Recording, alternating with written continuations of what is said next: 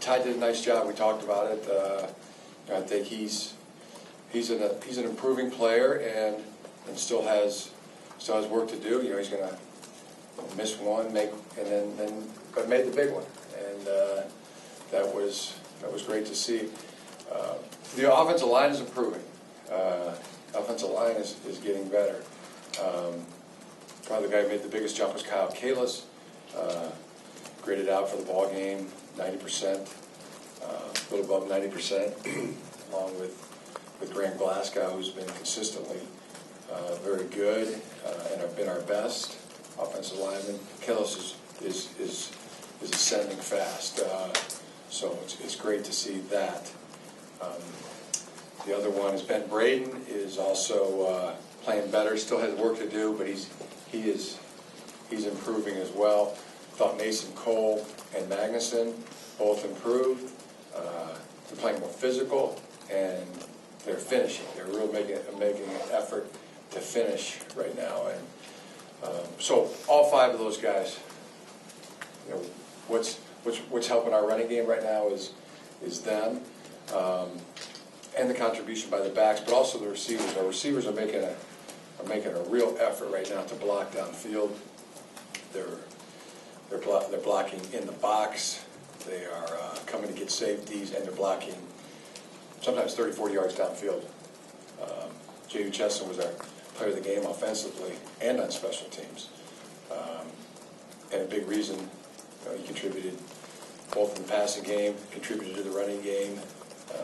Contributed to putting points on the board, and his blocking was he's making a real effort at it, along with all our receivers and Amara. So I think there's a lot of things contributing to us improving in the running game. We're going to stay down front here on your left with John. Coach, you've had Jabril Peppers move around a little bit in that secondary. What in the first three games have you learned about him, and how has he grown over those first three? But it's time on task for Jabril. He's a very explosive football player, a talented football player, and learning the game, learning the angles, pursuit angles, understanding spatial relationships, and then letting his talent show even more, because he knows.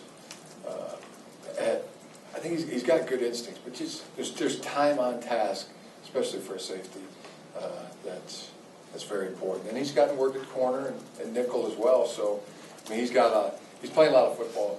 He had the most snaps of any player on our team again this week, both the Utah game and the Las Vegas game. He was first in the amount of football that he's playing. It's really good for him. It's good for his. You get better at football by playing football. Always thought that. In the middle, Steve. Jim, you mentioned Ben Braden. Yeah. Where does he need to pick up things? Where does he need to improve? And where has he improved? And I noticed he was listed at 331 last year, and he's at 322 now. I don't know if you've seen him make some conditioning leaps and bounds since you've been here. Yeah, I mean, better and better. I wouldn't call it leaps and bounds. I mean, he is progressing though,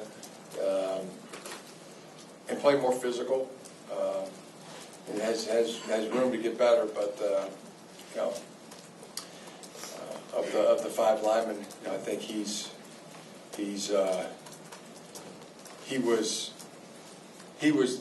the fifth, and now he's striving to be, the fourth or the third, and he's narrowing the gap on that. Because he's playing with better pad level, he's playing more physical, he's trying to finish blocks. He is a real try-hard guy. Don't question that. Don't question his toughness at all. I mean, he practices. There's a difference between. He's not always 100% healthy, but you got to take him out. And we've had to do it a few times. But he's coming. He's coming. He's improving, and so that's what he's doing. He's sustaining. He's playing with better pad level. He's working to get more athletic in space on his pulls and blocking guys in space. But yeah, it's getting better. He's closing the gap.